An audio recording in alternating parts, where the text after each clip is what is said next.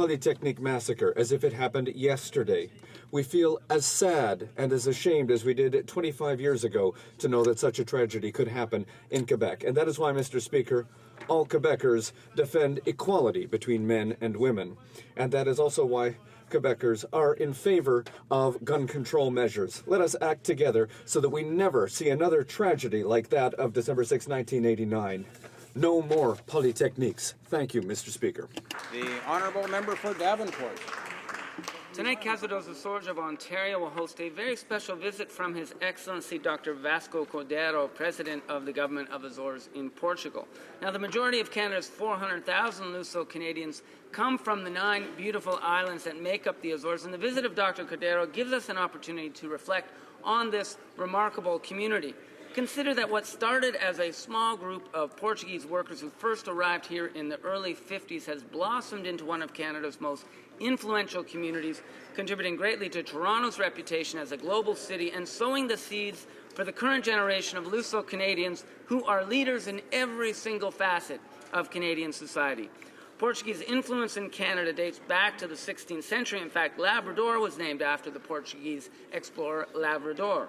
But perhaps most importantly, Luso-Canadians have strengthened the institutions and values that define who we are as a country: hard work, caring for each other, and building a society that is fair and equal for all. Thank you, Mr. Speaker. Honourable Member for Pickering, Scarborough East. Mr. Speaker, I rise to pay tribute to Canadians of Romanian descent on the 96th anniversary of the National Day of Romania.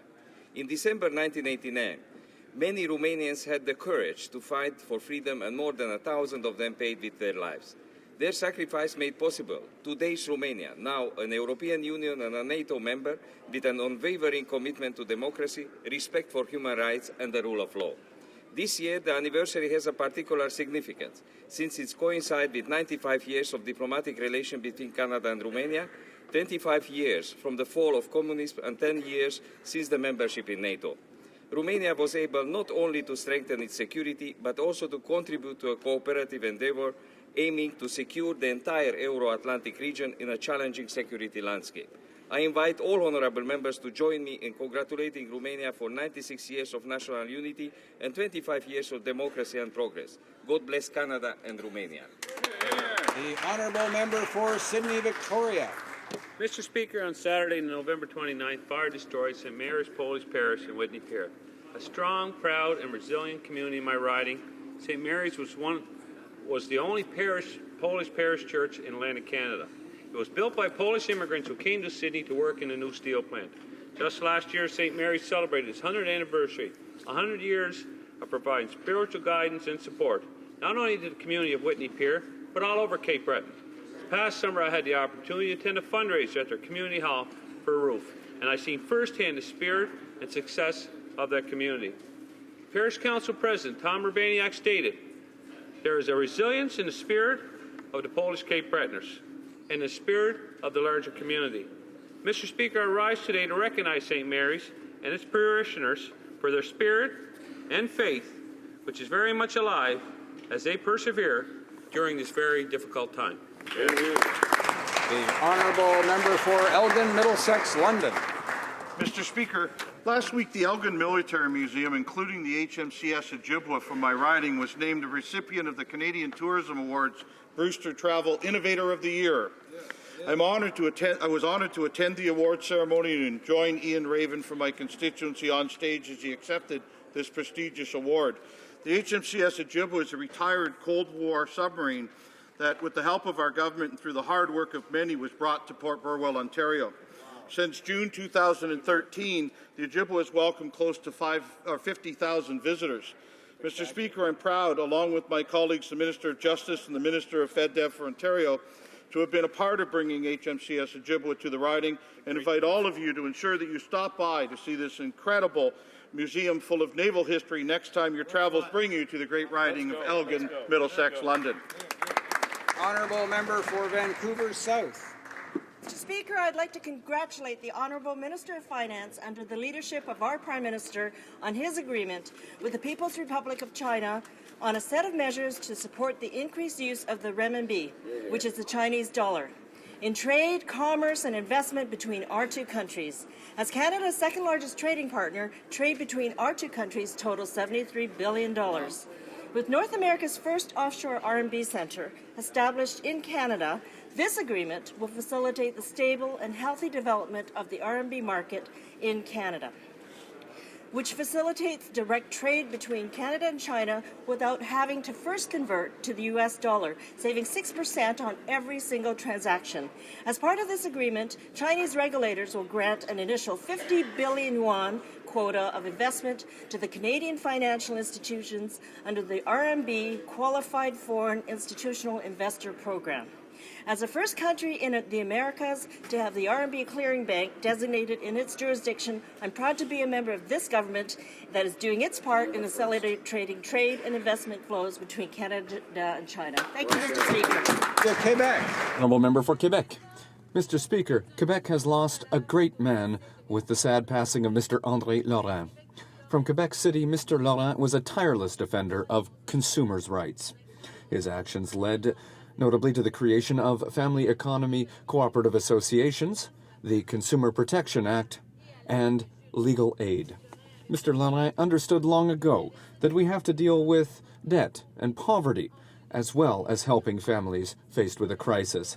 And that's why he chose to help workers and the less fortunate take control of their financial situations. He worked to further the creation of many causes, including provincial automobile insurance and the Caisse d'économie solidaire de Québec. He also participated in the work of the Saint Vincent de Paul Society. He was awarded the Prix de la Justice in 2009 and was named a Chevalier of the National Order of Quebec in 2012. André Laurent was a man driven by the fundamental values of justice, the sharing of wealth, and of solidarity. And for that, we thank him very warmly. Thank you. Member for Medicine Hat. Thank you, Mr. Speaker. The Calgary Stampeders have made me and thousands others just like me very proud fans. They have once again become Canada's Grey Cup champions by defeating the Hamilton Tiger Cats 16-20. On a more serious note, Mr. Speaker, it's an honor for me to stand in this House to speak about the 20th anniversary of the Brooks Festival of Trees, which I had the pleasure of attending on Saturday, November 23rd. Every year for the last 20 years, the Festival of Trees has been one of the main fundraisers for the Brooks and District Diabetes Association. The Festival of Trees continues to be a place where families can enjoy a holiday celebration with the beautifully decorated Christmas trees, miniature forests, a silent auction, gingerbread village, Santa's canteen, crafts and gifts, and so much more. I'm proud to attend the Emerald Gala and the auction night where good times were had by all. The auction went over smoothly thanks to the talented auctioneer Hubie Callan. The generosity of the people of Brooks continues to warm my heart, and I'm very proud to represent this community. Thank you, Mr. Speaker. Member for Huron-Bruce. Thank you, Mr. Speaker. I rise today with exciting news out of Huron-Bruce. Local telecommunications company Hurontel has received international recognition with the Smart Rural Community Showcase Award. This prestigious award is handed out by the Rural Broadband Association, and I'm happy to announce that Hurontel was the only company outside of the U.S. to receive this award. Hurontel was judged against dozens of other companies and was chosen on account of their ability to inspire innovation through the deployment of advanced technologies, economic development, education, enhanced health care, government services, security, and energy use. Truly, Mr. Speaker, this company does it all. Hurontel has been offering telecommunications services to Huron-Bruce since 1911. They currently provide these services to 10,000 homes in Midwestern Ontario. I would like to congratulate Hurontel on winning the Smart Rural Community Showcase Award and thank them for representing not only Huron-Bruce but Canada on the world stage. Here's to another 100 years. What a great MP. We'll have an update. The Honourable Member for Trois-Rivières. Mr. Speaker, first we had the Harvest Mauricie campaign, and today in my riding we have the media fundraising campaign. And tomorrow, Radio-Canada Mauricie will host their 56th annual Christmas telethon. Looking at these events allows us to see to what extent there are people in need in my region and in other regions across the country. These three events will certainly take advantage of the spirit of giving we all feel in the Christmas season to meet their goals. However, it bears remembering that hundreds of volunteers have been hard at work for months to ensure that these events are successful and that they remain unparalleled expressions of solidarity. Keeping the Christmas spirit alive all year Well, the devotion of these volunteers reminds us that we can continue to share year-round. I would like to express my recognition and thanks to all those who give their time and effort to help their fellow citizens. Mr. Speaker, in the spirit of Christmas, let's make sure that we don't just give and we don't just take, but that we all share. The honourable member for Orleans. Mr. Speaker, today marks the centennial of Hockey Canada. And to mark this important milestone, since last May until next April, Hockey Canada celebrates by hosting events across the country that focus on all that is hockey. This national celebration highlights our country's achievements and those of Canadian hockey players for over 100 years. Canada represents 13 agencies and more than 3,500 minor hockey associations in Canada. 635,000 young people, boys and girls, play hockey and are registered with Hockey Canada. 98,000 coaches, including more than 7,000 women, are engaged in this sport, coaching at all levels of Canadian hockey. There are also over 32,000 referees and officials involved in this sport. This government is a proud supporter of Hockey Canada and all that it represents to Canadians from coast to coast to coast. And by the way, congratulations to Daniel Alfredson for a fine career. Member for Saint-Bruno-Saint-Hubert. Thank you, Mr. Speaker. On December 6th, we commemorate a sad anniversary, the 25th anniversary of the Polytechnique shooting. A misogynistic act that the passage of time cannot erase from our collective memory. Every day, we must remember these 14 women, as well as all of the collateral victims. We must remember, and we must take concrete action to prevent such tragedies. Remember, so that it never happens again. As individuals and as a society, we have a duty to ensure and to fight to ensure that the sale of firearms is never made easier. Just the opposite. We must have stricter controls. This social debate, cast by some as a political debate, is a reminder that these victims did not die in vain. And that's why tomorrow I will join the peaceful demonstration organized by Carrefour pour Elle in Saint-Bruno-Saint-Hubert to raise awareness of violence against women so that a tragedy like this... The honourable member for Provencher. Mr. Speaker, our new family tax cut and enhanced universal child care benefit will help 100% of families with kids. Families will receive nearly $2,000 annually per child under the age of 6. That's nearly $12,000 over a child's first 6 years. 12 grand for mom and dad to spend on how they see fit. Mr. Speaker, the Liberals will reverse our tax cuts so that families like the thousands of mine in the riding of Provencher will have their financial choices ripped out of their hands and put into big government bureaucracy. Mr. Speaker, only our Conservative government can be trusted to stand up for the interests of families. The honourable member for Mount Royal. Speaker, tomorrow marks the first anniversary of the passing of Nelson Mandela, a historic role model in the struggle for freedom. Indeed, this morning we held an all-party press conference together with the Justice Minister to raise the cases of 3 political prisoners, each of whom embody Mandela's courage and commitment and who are heroic role models in their own right, including Venezuelan opposition leader Leopoldo Lopez, imprisoned for his advocacy of democratic reform, Mauritanian anti-slavery leader Biram Dahabed, imprisoned in a country that has the largest percentage of enslaved people in the world, Iran Shiite cleric Ayatollah Bourjedi, languishing in prison for 8 years for advocating the separation of religion and state. Mr. Speaker, Mandela's emergence after 28 years in a South African prison is an enduring source of inspiration and hope, demonstrating the transformative impact of freeing political prisoners. I invite colleagues in the House to join me in calling for the release of these 3 political prisoners, to let them know that they are not alone, that we stand in solidarity with them, that their cause is our cause, the cause of freedom. Thank you, Mr. Speaker. The honourable member for Fort McMurray, Athabasca. Mr. Speaker, our family tax cut will benefit every family with kids by an average of $1,100 per year. Soon, families in my riding of Fort McMurray, Athabasca, will receive nearly $2,000 annually per child under the age of 6.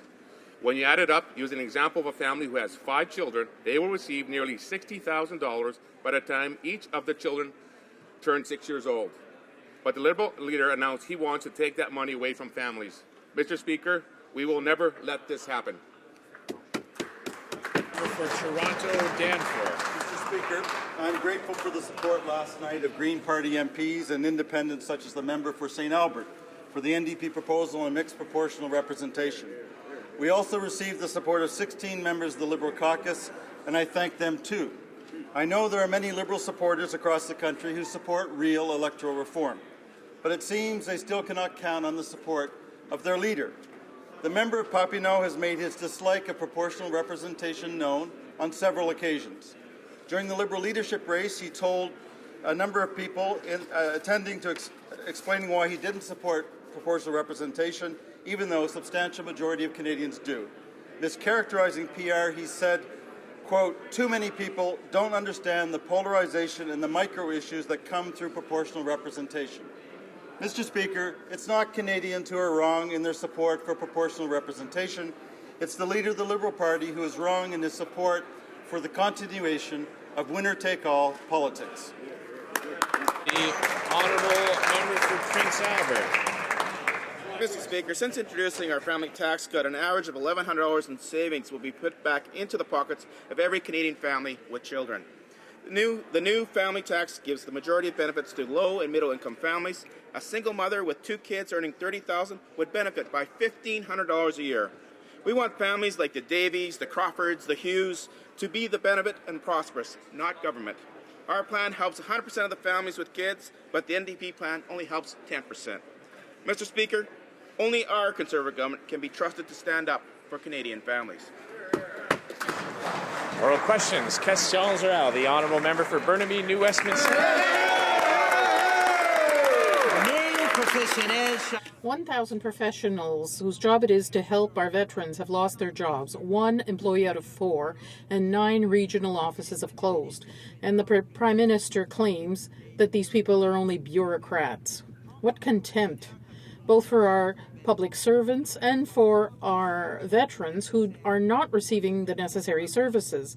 Instead of showing the door to public servants who help our veterans, why not show the door to the minister who does nothing for our veterans? Mr. Speaker, our government will continue to ensure that we have the right people in the right locations to assist our veterans and their families. And we have invested in new frontline medical facilities for Canadian veterans and their families. We have been opening military family resource centres in 7 locations across the country to medically releasing veterans and their families.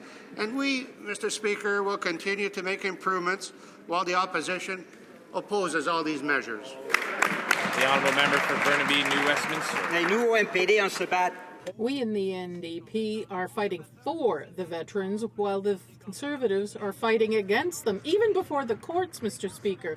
The Conservatives are claiming before our courts that they never promised that they would take care of our injured veterans. According to the government lawyer, these were not solemn commitments, these were just political speeches. Unbelievable, Mr. Speaker.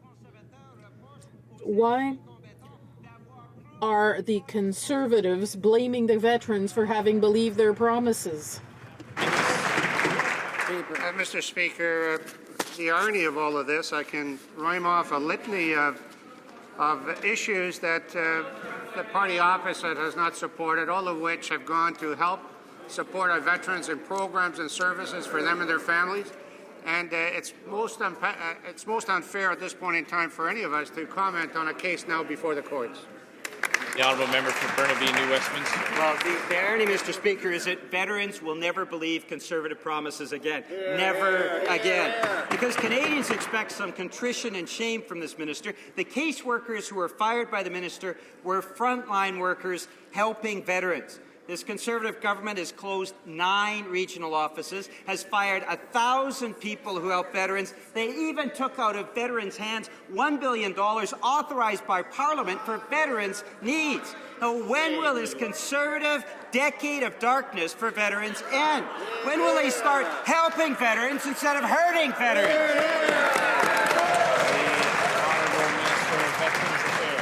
Well, Mr. Speaker, I'm very pleased to state that we know on this side of the House that if a veteran has the tools they need to transition to civilian life, the chances for them succeeding are increasingly improved.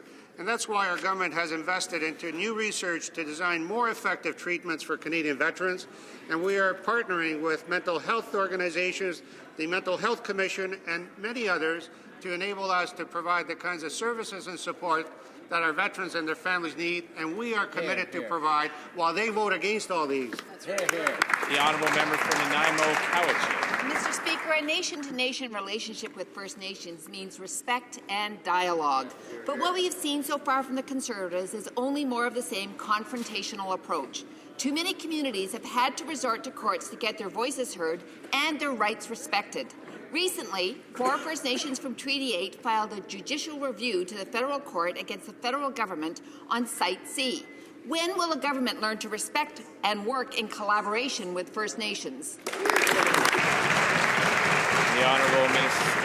Honourable Parliamentary Secretary. Mr. Speaker, our government is protecting the environment while supporting economic growth. This project will provide thousands of direct and indirect jobs and provide clean, renewable energy for the next 100 years.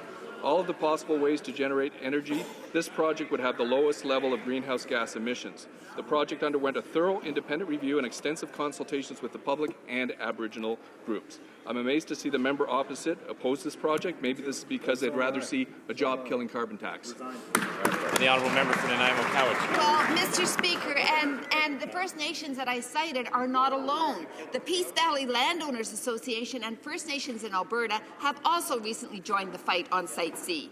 These communities are expecting more from this government than the empty rhetoric we're hearing. They want their voices heard, their rights respected. But unfortunately, with the environmental assessment process in shambles, the only way that they can get results is to resort to our judicial system. Instead of wasting resources fighting them in courts, why is this government simply not addressing their concerns? The Honourable Parliamentary Secretary to the Minister of the Environment. Mr. Speaker, our government is protecting the environment while supporting economic growth. This clean energy project underwent a thorough, independent review. Yes, it did. This process included meaningful and respectful consultations with 29 Aboriginal groups. BC Hydro must meet 80 legally binding conditions, and a failure to do so is a violation of federal law. Thank you, Mr. Speaker. Member for West Melville, Marie.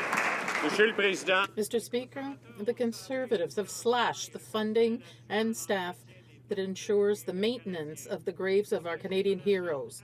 They behave this way after an audit underscored the deplorable state of these graves. Today, we find out that half the money earmarked for research on veterans that the minister claimed was new money comes from existing programs.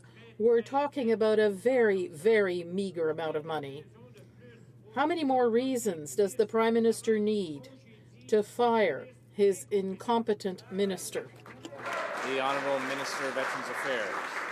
Well, Mr. Speaker, we have made significant investments into restoring Canadian war graves and sending hundreds of Canadian veterans back to visit the battlefields of Europe. The opposition voted against these initiatives, and I can cite time after time when they let us down. They let veterans down, and they let our deceased soldiers down. Our Second World War veterans who returned to Italy last week noted how beautifully maintained our Canadian grave sites are, and we are in fact proud of the work that we are doing at home and abroad, Mr. Speaker. The Honourable Member for Vancouver Quadra. Proud of this minister, that's for sure. That's right. Major Mark Campbell is a veteran with 33 years of service who was badly wounded in Afghanistan by an IED while rescuing a fellow soldier. Now he is fighting the Conservatives for a pension. The government has stated in court that providing this pension would, and I quote, violate fundamental principles of democracy. Could the minister please tell this House which democratic principles would be violated by providing this brave veteran a double amputee with his pension? The Honourable Minister of Veterans Affairs. Mr. Speaker, we are profoundly proud and honoured of the service that veterans have rendered to this country for the interest of freedom, democracy, and human rights. And however, Mr. Speaker, in this particular case, the government does not comment on matters before the court, except to say that this matter deals with something that all parties agreed to under the previous government. And, Mr. Speaker, it was the Liberal government that initiated much of what today is in debate. The Honourable Member for Guelph. Mr. Speaker, Conservatives claim all sorts of new funding for veterans, but it's a sham. Today we learned half of the so-called new programs the Minister speaks of already exist, and experts say it's a very, very meagre amount of money. Conservatives claim they honour the sacred obligation in this House, but that's a sham too, because in court they're still fighting Canadian veterans represented by the Equitas Society, claiming no such obligation exists. When will the Conservatives realize that lest we forget means both commemorating the dead and taking care of our living veterans, like Mark Campbell? Honourable Minister of Veterans Affairs. I want to thank the honourable member for his passion on this issue, Mr. Speaker, but as I indicated earlier, this matter is now before the courts, and out of respect for due process, I think all of us should let the courts do their work. But, Mr. Speaker, I'm at a loss for words to explain how it is that the Liberals would have voted against earning loss and supplementary retirement benefits, Commonwealth War Graves Commission, career transition services, disability awards and allowances, disability and death benefits, and I can go on, Mr. Speaker. Thank you. The Honourable Member for Châteauguay-Saint-Constant. Mr. Speaker, veterans no longer trust this minister who attempted to mislead them on numerous occasions. A responsible minister would stop this guerrilla warfare in court, would reopen regional offices, would rehire personnel that helps our veterans, would invest in mental health now, and especially would apply the recommendations of the Parliamentary Committee. Since the minister is doing nothing to help veterans, what are the Conservatives waiting for to fire this irresponsible minister? Honourable Minister. Mr. Speaker, I'm very pleased to report that consistently, since we have been in power in government through the leadership of our Prime Minister, veterans have been a primary issue for us, and we have time and again put forward initiatives, support systems dealing with veterans and their families, but the party opposite continues to vote against them, Mr. Speaker. The hypocrisy is more than anybody can bear. The Honourable Member for Châteauguay-Saint-Constant. The Prime Minister tried to have us believe that the staff cuts had no impact on veterans and said that this was just administrative staff. In fact, that is not the case. The Auditor General's report shows clearly that the wait times have consequences on the health and quality of life of our veterans. Cutting 1 out of 4 jobs and 9 regional offices has an impact on the quality of service.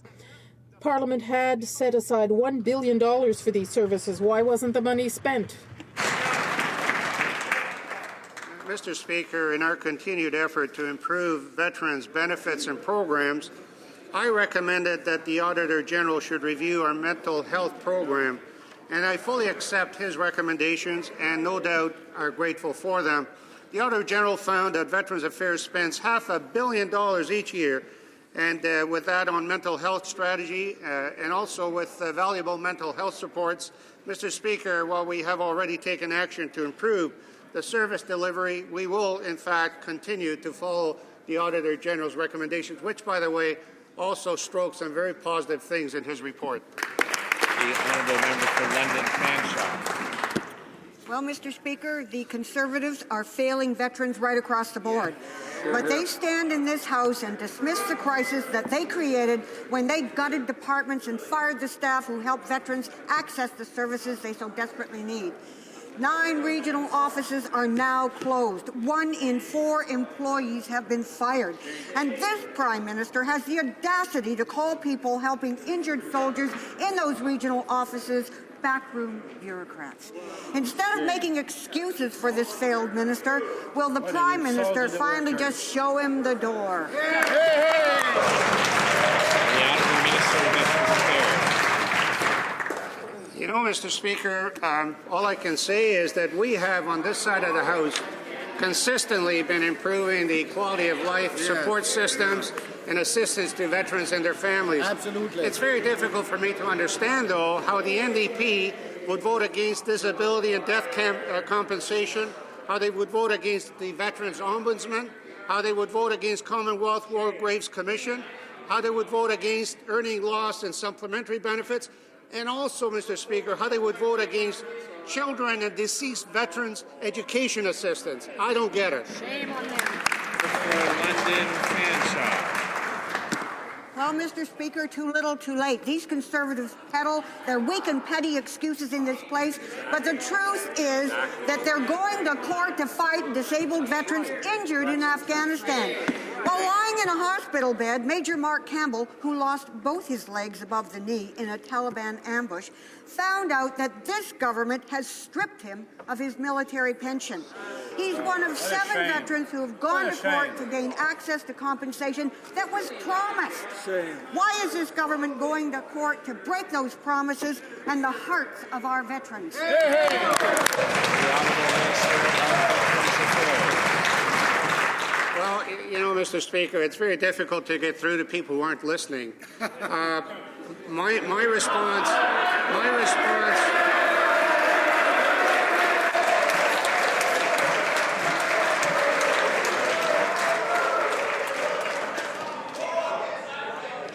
Order it. The Honourable Minister of Veterans Affairs still has the floor. The Honourable Minister. Mr. Speaker, my concern, and it should be the concern of the NDP, that in this country we have great respect for due process. And in that regard, this matter is before the courts, and it's really shameful that people would drag a sidebar issue into a due diligence court process that we should, in this country, respect. Member for Churchill. Mr. Speaker, this week we commemorate 25 years since the massacre of 14 women at École Polytechnique.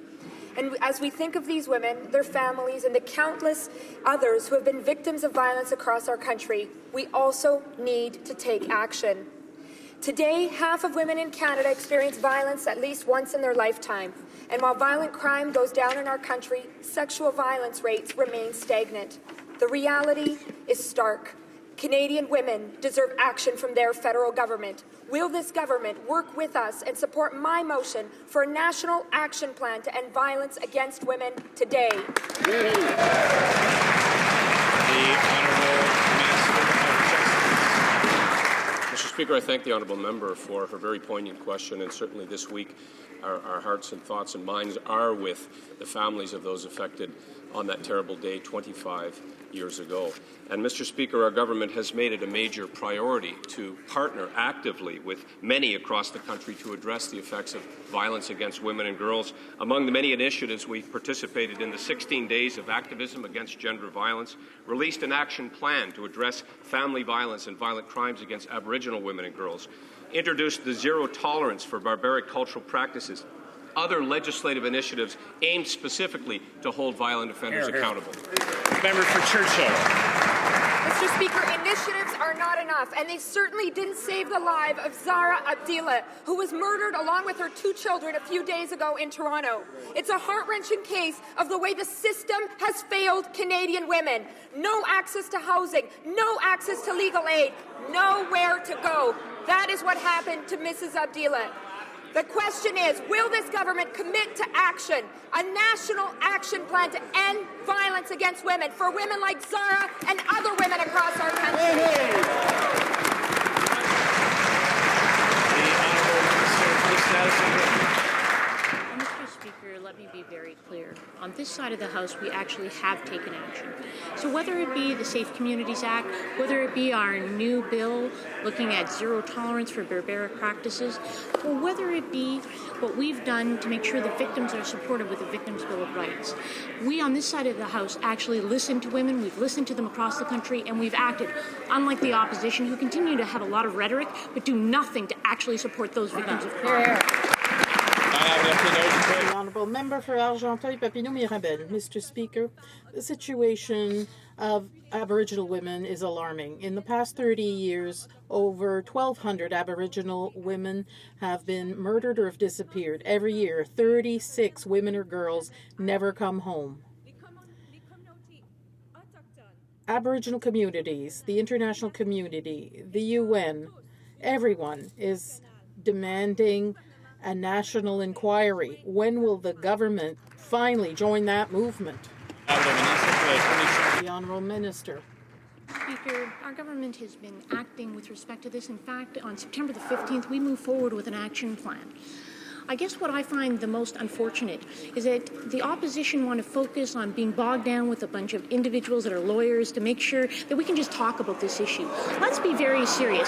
This is about the families. This is about making sure those that are victims of crimes, those poor Aboriginal women and their families, they see justice brought to them, that the criminals are held accountable and the victims are supported, unlike what the opposition want to do. Honourable Member for Argenteuil-Papineau-Mirabel. We all know that the existing policies do nothing to improve the situation. Doing the same thing over and over again and hoping for different results is completely pointless. Aboriginal women and girls have 7 times more of a chance to be murdered than anyone else. Why doesn't the government implement a national inquiry to shed light on these events, this tragedy, and prevent violence against women?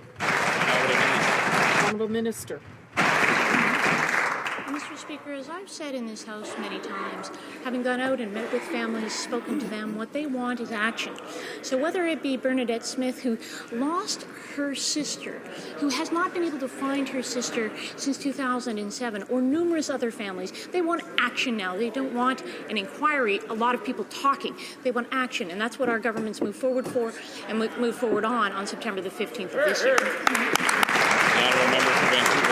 Speaker, the evidence is very thin on that action. What we do need are serious policy initiatives and programs to support women fleeing violence at home and in their communities, to create a culture where women will feel unafraid to report sexual violence, to stop the tragedy of missing and murdered Indigenous women and girls, and to eliminate the inequalities that make women more violent, more vulnerable to gender violence. Will the Minister commit today, we ask her again, to addressing gender inequality in Canada and support the member from Churchill's motion for a national action plan to end violence against women? Hear, hear. So, Mr. Speaker, let me start by talking about the things this government has done that the opposition has not supported. Voted against. A Victim Bill of Rights, a DNA-based missing persons index, new laws to protect victims from being harassed from those who have committed the crimes against them. We've eliminated pardons for serious crimes. We've provided better protection for young, particularly young women who have been the victims of those sexual predators. I ask the opposition, we're acting. Why are you not supporting us? Why do you vote against all of these initiatives? The honourable member for Halifax West. Mr. Speaker, once again, the Conservatives' failure to champion strong environmental policies is threatening to block Canada's access to markets. Reports out of Brussels indicate there are renewed efforts to brand Canada's oil sands as dirty oil. When will this government clean up its environmental record and help get our products into Europe and other international markets? The Honourable Minister of International Trade. Mr. Speaker, I want to assure you that Canada is a secure, responsible, and reliable source of energy that can make a growing contribution to global energy security. Exactly. Now, we know that Fuel Quality Directive is counter to Canada's interests. We believe it's not based on science, and we continue to encourage the European Union to follow science to ensure that Canada's trade interests are not unfairly impaired. That's right. The The honourable member for Labrador. Thank you, Mr. Speaker. Mr. Speaker, the minister took 48 hours to apologize for her despicable actions and arrogance towards Northerners and Inuit people that are going hungry due to the high cost of food. However, after 24 months, she has yet to acknowledge and take action to fix this problem, the high cost of food in northern regions, and the defunct Nutrition North program. I ask, will she apologize to the people of the North for her neglect and fix this problem? The Honourable Minister of Aboriginal Affairs. Notwithstanding the way that they try to picture the Minister of the Environment and member of Nunavut, I can say without hesitation that the North has never been as well represented by our Member of Parliament than the Minister of the Environment. And they may remain blind to the issue. The real issue is that Nutrition North objective is to increase access to nutritious food. And this we have accomplished because the shipment has gone up by 25% in 2 years, and the cost of a food basket has gone down for an average family of 4 by $110 a month. The honourable member for Labrador. Thank you, Mr. Speaker. Maybe the minister and the government opposite ought to start talking to people in the North a little more. I'm an Aboriginal woman from the North, and I'm a woman of Inuit descent. Why is it that I can see the struggles of the people in the North while the minister and the government opposite only works to stifle the voices of Inuit in our communities, Inuit leaders? I ask, Mr. Speaker, the minister, will you not demand more of the Conservative government that you are a part of to fix these problems?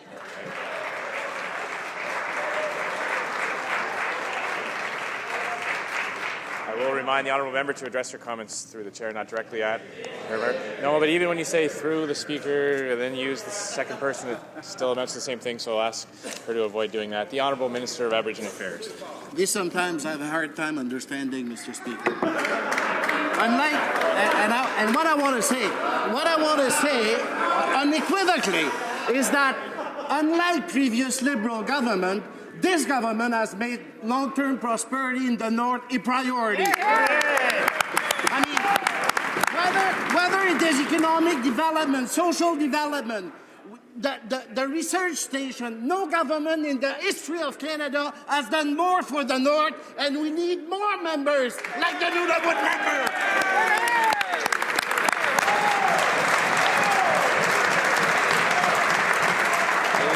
Honourable member for Abitibi Bay James Nunavut KU. Environment has recognized it was a bad idea to read the newspaper during question period. Maybe we can get her to answer our lingering questions over the food crisis going on in her riding and throughout the North. Will the minister now recognize that Nutrition North is a failure, and will she act now to make sure that none of her constituents have to resort, especially over the holidays, Mr. Speaker, to a landfill to find food? The Honourable Minister. Mr. Speaker, the record is clear. The Auditor General has reported and has made recommendations so that we can improve the effectiveness of a program which has already brought significant results. I mean, the shipment of nutritious food have gone up by 25%. That they cannot deny. The average food basket for an average family of 4 has gone down by $110 a month, whereas it's gone up everywhere else in the country. And they can't see it. Stop playing politics on the back of donors.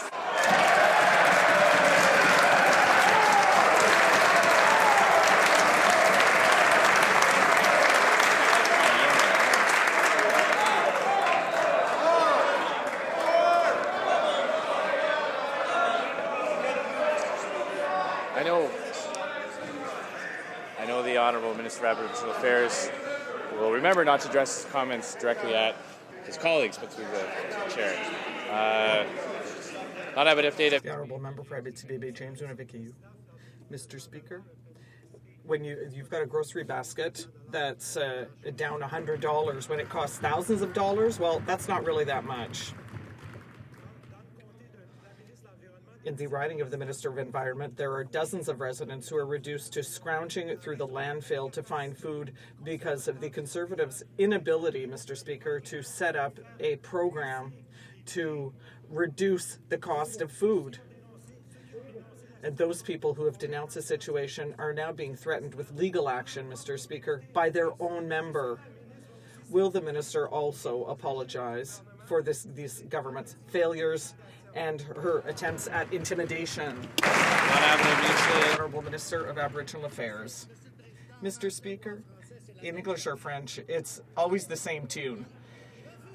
They refuse to admit the facts that have been clearly established since the introduction of Nutrition North.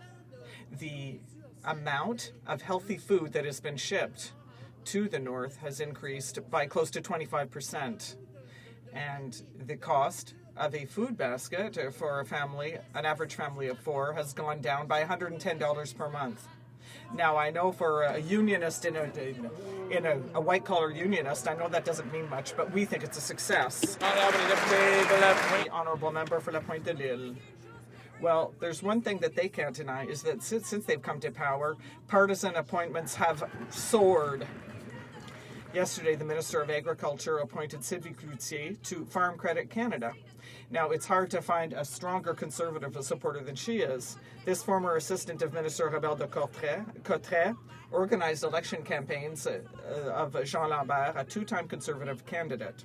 Under the Mulroney government, along with Chuck Ite, she is the one who selected pro-Conservative ad agencies.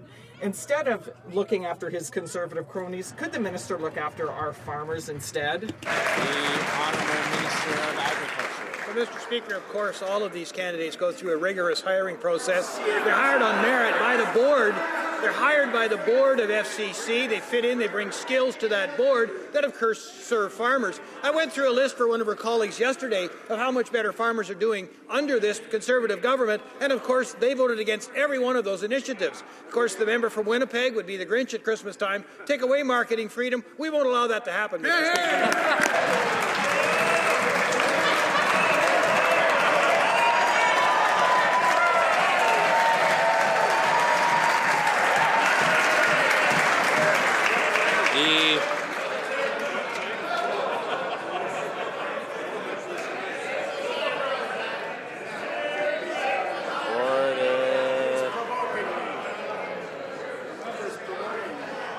Order.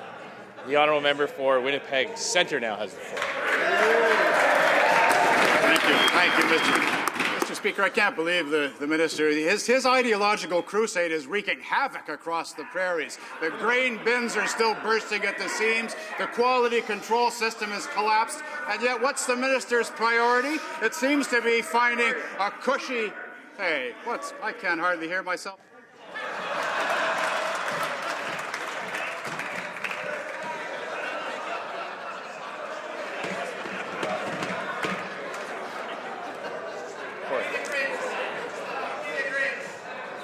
Order.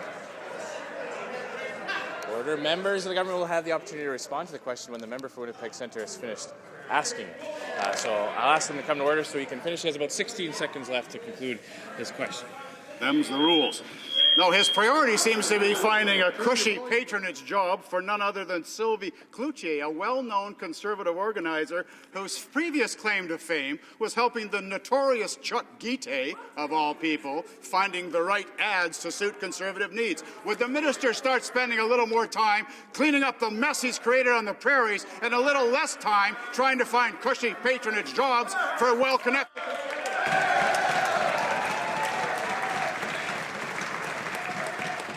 The Honourable Minister of Agriculture. Well, Mr. Speaker, the member opposite can't hear himself think, and we can certainly see them sink. Having said that, Mr. Speaker, there were several hundred farmers here in town last week for the Grow Canada Convention. Several hundred farmers, Mr. Speaker. I had the great opportunity to speak to them. They're all celebrating the success in Western Canada. When it comes to complaints, Mr. Speaker, we're shipping on average 17% more tonnage year after year since the single desk is gone, and our complaints have gone down 40%. That's a success, Mr. Speaker.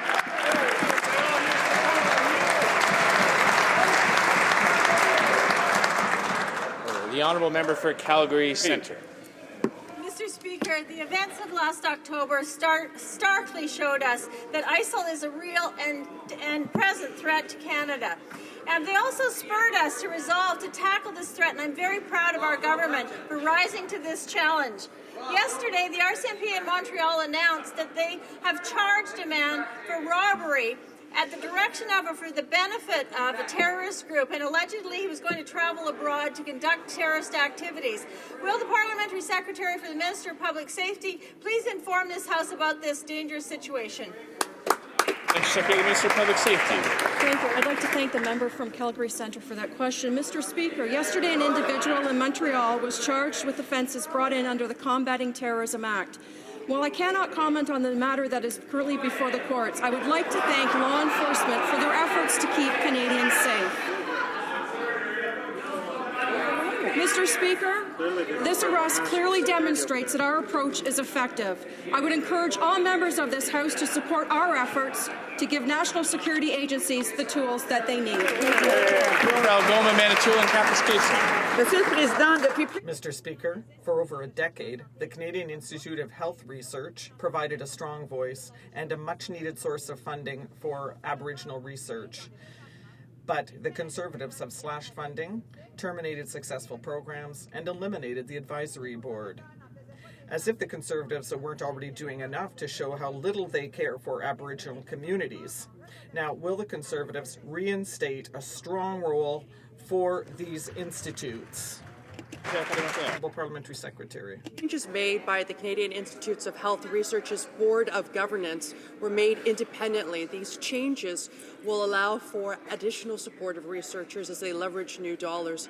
I can assure this House that Canada, through Health Canada and through the Canadian Institutes of Health Research, remains the single largest contributor to health research, spending over $1 billion each year. And since we formed government, we've invested almost $250 million into Aboriginal health research. Well said. The honourable member for Golden Manitoulin Campus Case. Mr. Speaker, the Conservatives have made all their changes to the Institute for Aboriginal People's Health and their partners without consulting the affected community. Yeah. The Canadian Institutes for Health Research went under a model review, and key recommendations came only from an external group consultation, bypassing anyone who actually had experience with the Institute. Wow. As a result, there is minimal interaction now between the Aboriginal health research community and CIHR. Why is the minister allowing the CIHR to undermine Aboriginal health research when it is so important? The honourable Parliamentary Secretary. Mr. Speaker, to the contrary, the Canadian Institutes of Health Research operates independently. It's their Board of Governance which came up and developed these changes. Right. They're the ones that recommended them. As I assure you, we invest over $247 million in Aboriginal health research since we took office, and that's in addition to the $2 billion we invest each and every year in direct Aboriginal health care. Excellent. And I would update him. Honourable member for Acadie-Bathurst.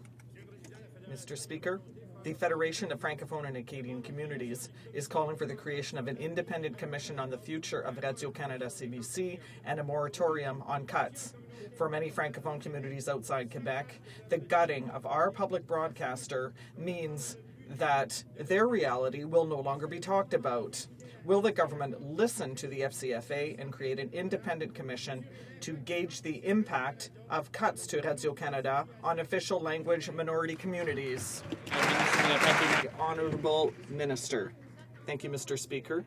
We expect Radio-Canada to fulfill its mandate to provide quality programming to its communities under the Act, under the Official Languages Act, and the Broadcasting Act with the $1.1 billion that the taxpayers give them each year. And let's not forget that the CRTC has the power to ensure that Radio-Canada fulfills its mandate under the law. Honourable member for Acadie-Bathurst. Mr. Speaker, it's shameful to hear things like that from the minister. In 1998, a cut CBC by $250 million. Last year, they cut it by $150 million. It's shameful. This is our public broadcaster, and we're going to ensure that Radio Canada continues, and will this minister and the Conservative government, will they apologize? Will they save Radio Canada? It's unacceptable. Minister of Canadian Heritage. Mr. Speaker, what is shameful is to see a member who loses control like this in front of Canadians across this country. And when we're talking about CBC Radio Canada, once again, the CRTC has the mandate to ensure that Radio Canada CBC fulfills its mandate, and we are going to let them do their job. Thank you, Mr. Speaker. Victoria. Mr. Speaker, we recently learned that the avian flu has been detected on several poultry farms in our biggest producing region, the Fraser Valley. Canada's poultry industry is so important to farmers and consumers. Thousands of jobs on the farm and in processing depend on it. What is the scope of the outbreak? What is this government doing to contain and prevent this disaster from happening again? And how much of the farmers' losses will the government compensate? The Honourable Minister of Agriculture. Well, Mr. Speaker, as is well known, a couple of days ago avian flu was detected on 4 farms are under quarantine now in the Fraser Valley. That, of course, has an 8-kilometre range that they take into effect. So far, the testing is ongoing. We're working with industry right now. They'll begin putting birds down in those affected barns very soon. When it comes to the compensation, of course, that was all redone some 2 years ago, so farmers know exactly what they're going to be compensated per bird, and we'll certainly honour that, Mr. Speaker. This is totally unlike what happened in 2004 when the Liberals at that time let this just run like a prairie fire up through that Fraser Valley. Not this time, Mr. Speaker. Honourable member for Wascana. Mr. Speaker, when the government eliminated the single desk selling system for Western grain, they acceded to the U.S. government's #1 demand in its trade with Canada. But Canada got nothing in return. No guaranteed market access, no end to country origin labeling, no approval for the Keystone XL. We got nothing. Now the vandalized remnants of the CWB are simply being gifted absolutely free to a U.S. multinational. Again, Canadian taxpayers and farmers get nothing in return. Why does this government always lose in dealing with the United States? The Honourable Minister of Agriculture. Well, Mr. Speaker, any good Habs fan will tell you that's not true. Certainly, we've done very well when it comes to dealing with the United States on a number of different levels. I have a good working relationship with Secretary Tom Vilsack. I know the Minister of Trade has a good working relationship with Secretary Froman. Having said that, Mr. Speaker, what the member from Wascana is alluding to when it comes to the single desk is absolutely wrong. They need better research. He actually needs to get out of Regina at some point, talk to farmers, and if you'd like to, I can introduce him to some from Saskatchewan later today. They're here attending Grow Canada, Mr. Speaker. They're thrilled with the changes that were made, and I'm sure they'd be happy to educate the member from Wascana. The Honourable Member for Newton North Delta. In order to form government, Conservatives promised Canadian families that they would help create 125,000 childcare spaces. In the years since, they have created none. And now the Conservatives are attacking their own workplace daycare policy, unilaterally cancelling a critical subsidy that allowed a non-profit daycare to operate in a federally owned building.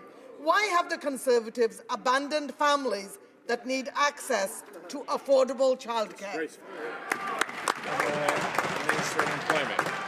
Mr. Speaker, we've done the opposite through our significant, in fact, enormous increases in the Canada Social Transfer to provinces. They've been able to use part of those funds to create over 175,000 additional daycare spaces compared to 2006. And, of course, last month, the Prime Minister announced that this government will be increasing the child care tax deduction that will provide further assistance to families using institutional child care, in addition to which, of course, Mr. Speaker, the child tax benefit package will deliver on average $1,200 of incremental benefits to families with children in a way that respects the choices that they make, Mr. Speaker.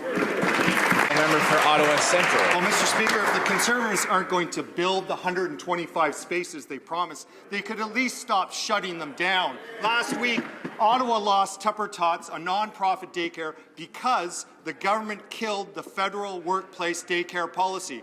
Right now, dozens of parents in Ottawa are desperately scrambling to find care for their children. There are 9 other similar sites and centres across Canada, 4 of them in Ottawa. So the question is, will the government work with those of us who want to preserve these childcare spaces and make sure that there's childcare for these families and others? The Honourable Minister of Social Development.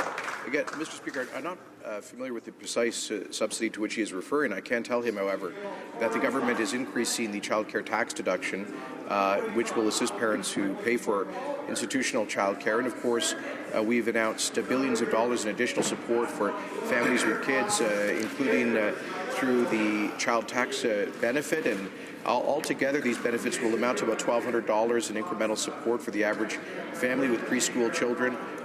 Mr. Speaker, that's a very considerable support that respects the choices that families make. Member for Mississauga, Streetsville. Mr. Speaker, Canada is ranked #1 in the G7 for our support for scientific research and development in our colleges and universities.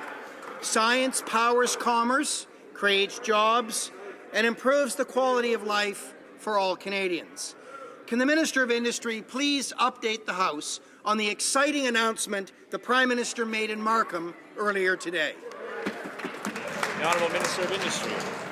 Mr. Speaker, today in Markham, the Prime Minister announced the Canada First Research Excellence Fund. This follows through on our commitment in the budget to support Canada's universities. You know, I think as all Canadians, we're incredibly proud of the universities that we have and the great work that they do. The world-class engineering schools at the University of Waterloo, University of Toronto, the Brain Research Centre out of the University of British Columbia, the pediatric AIDS research that's being done at McGill University. We want to take this research that's being done across the country and boost it so that Canada will continue to lead the world in academic research so that we can continue to lead the world and be proud of these great institutions. The Prime Minister made this announcement, $1.5 billion over the next 7 years, and we are going to continue to lead the world, Mr. Speaker. The Honourable Member for Trinity Spadina. In 2007, the Prime Minister appointed Mark McQueen as the head of the Toronto Port Authority. The federal guidelines that govern the political activities of Governor and Council appointees clearly state that public office holders should not participate in political activity. Under the guidelines, contributing money to political parties at any level of government is explicitly forbidden. In 2008, Mr. McQueen donated more than $1,000 to the Conservative Party. This is a violation of the rules. Will the Prime Minister immediately dismiss this Port Authority member, and will the party give back the dirty money? The Honourable Parliament Secretary, the Minister of Transport. Mr. Speaker, the guidelines state that a public office holder must consult the guidelines to ensure that political activity does not impair their ability to discharge their public duties. In this particular case, Mr. McQueen's Twitter feed is personal in nature, and the exchange in question with the member opposite stems from a long-standing, pre-existing relationship. The Honourable Member for Laval, Les Îles. Mr. Speaker, by allowing Canada Post to cut home mail delivery, the Conservative government is being complicit.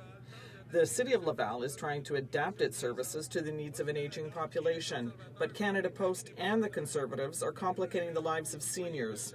Next year, the citizens of Chomedey, Laval, Laval-Ouest, Laval-sur-le-Lac, Saint-Dorothée, and Fabreville will lose their home mail delivery.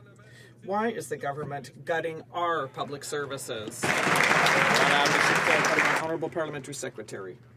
No such thing. Canada Post is obviously an arm's-length Crown corporation, makes its own decisions. They're confronting a problem, Mr. Speaker, where 1.2 billion fewer letters are being delivered in 2013, for example, than in 2006. And in order to do that, Canada Post came up with its 5-point plan. The members should be well aware of those particular steps. And by the way, Mr. Speaker, it was not so long ago that the FCM examined this particular issue by way of a motion and defeated it nearly 2-1. The Honourable Member for Sault Ste. Marie. Mr. Speaker, our government is focused on creating jobs, growth, and long-term prosperity. Through our government's investments, we are ensuring that Northern Ontario is well positioned to reap the benefits of economic development. However, many small communities in Northern Ontario have limited capacity to undertake economic stimulus projects.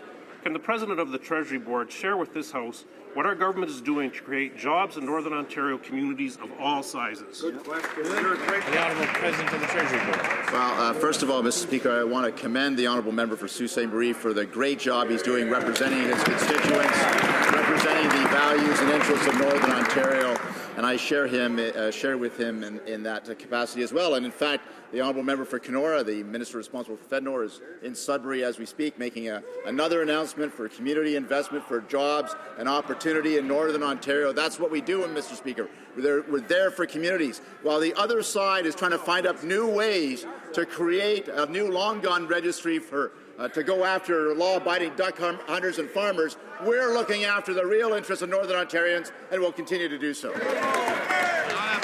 Honourable Member from Montmorency, Charlevoix-Côte-Nord. Mr. Speaker, the World Biosphere Reserve of Charlevoix has been recognized as a UNESCO site since 1988. This is a unique conservation area that contributes to the development and visibility of the region. But unfortunately, the Conservatives cut its funding in 2012, and today it risks losing its international recognition and status. In Charlevoix, people are working hand in hand to maintain this recognition. Will the Minister help the reserve or abandon Charlevoix and Canada's biological diversity? The Honourable Parliamentary Secretary. Mr. Speaker, our government is committed to protecting our environment. Since we formed government, we've created 2 national marine conservation areas, 3 marine protected wildlife areas, 3 national wildlife areas, 2 national parks, and a national historic site. Mr. Speaker, we are committed to our national sites, and it's a shame that the NDP does not support this action. The Honourable Member for Saanich Gulf Islands. Thank you, Mr. Speaker. I'll be heading to the COP20 climate negotiations taking place in Lima, and I know the eyes of the world are on those negotiations to come up with. Order. The Honourable Member for Saanich Gulf Islands still has the floor, and I'd like to be able to hear the question. The Honourable Member. Thank you, Mr. Speaker. I was having difficulty being able to put forward what I believe is the common will of everyone in this place. It is apparently the avowed desire of the Prime Minister to see a comprehensive, legally binding treaty, or at least comprehensive involving all nations around the world, for climate action. My question is this to the Prime Minister. Would we agree that when numbers get bigger over time, that something is rising? We keep hearing greenhouse gases are falling in this country, but they don't meet that definition. The Honourable Parliamentary Secretary of the Ministry of the Environment. Well, Mr. Speaker, when we're talking about international agreements, we've stated consistently that we always said that any agreements to reduce greenhouse gas emissions, all major economies and emitters must do their part. Now, recently we've seen the U.S. and China, who account for 39% of global greenhouse gas emissions, get together and have some discussions. Canada only emits 2% of global greenhouse gas emissions. In 2012, for example, Mr. Speaker, to answer the member's question, Canada's greenhouse gas emissions were roughly 5% lower than 2005 levels, while the economy grew over 10% during the same period. And we'll continue to do this without a job-killing carbon tax. That concludes question period for today. That seems sarcastic, I'm not sure. But the Honourable Opposition House Leader has the Thursday question, I believe. Merci beaucoup, monsieur. Thank you very much, Mr. Speaker. This week, once again, the official opposition, the NDP, has put forward practical suggestions, including yesterday on proportional representation. We wanted a fair system, a fair voting system for all Canadians. And unfortunately, Mr. Speaker, as you know, the leader of the Conservative Party and the leader of the Liberal Party voted against. However, the public is becoming more and more interested in this. This week, Mr. Speaker, of course, was the historic motion offered by my colleague from Vancouver East. The NDP brought forward to finally put into place adequate compensation to the victims of thalidomide. And that, as you know, Mr. Speaker, passed overwhelmingly from the House, and hopefully we're seeing action within the next few days. Now, there are only 16 sitting weeks in the life of this government, Mr. Speaker. 16 sitting weeks.